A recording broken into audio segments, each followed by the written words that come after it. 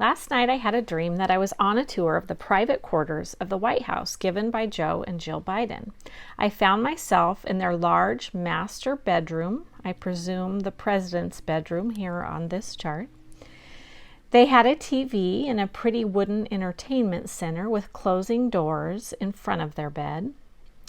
Their bed had a wooden headboard and bed frame. It was a poster bed.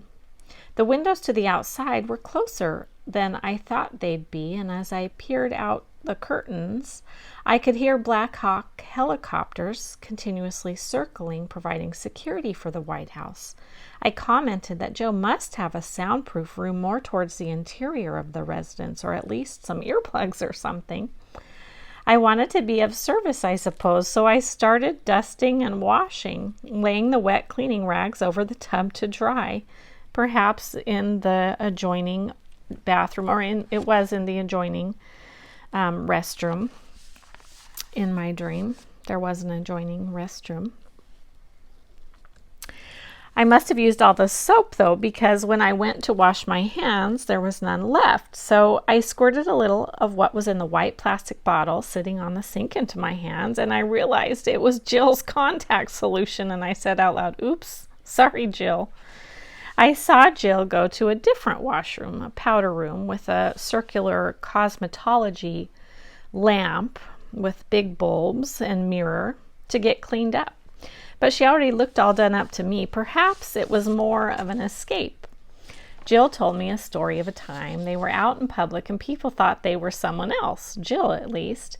And one of the vendors said, "No, this is the Bidens," to which Jill responded, "Shh," trying to enjoy some anonymity. From Jill's cosmetology room, she could relax and see another television. I continued to serve in my dream, washing handicapped toilets in another location, which perhaps were for the oldest presidents or their visitors.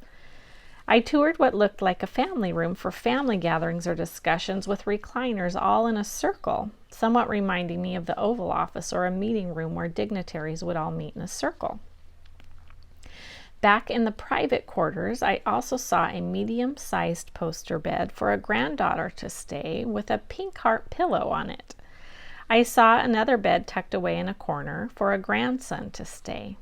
The grandchildren's beds were separated by a mid-sized bookcase full of the Bidens' books. When it was time for me to leave, still wanting to show the love of Jesus, I suppose, like as in serving, I gave Mr. Biden a hug, and as I think he is known for, it was the kind of hug you might get from a friend's grandpa, and it was a bit longer than I was comfortable with. But after touring the White House, I then found myself in a stadium of bleachers, a great cloud of witnesses surrounding a racetrack. I saw two ladies who were both people that in real life I'd won relays with in junior high and high school, and in my dream I saw them carry me around the track. After that, we sat down in chairs lined up in front of the racetrack like we were in a church service.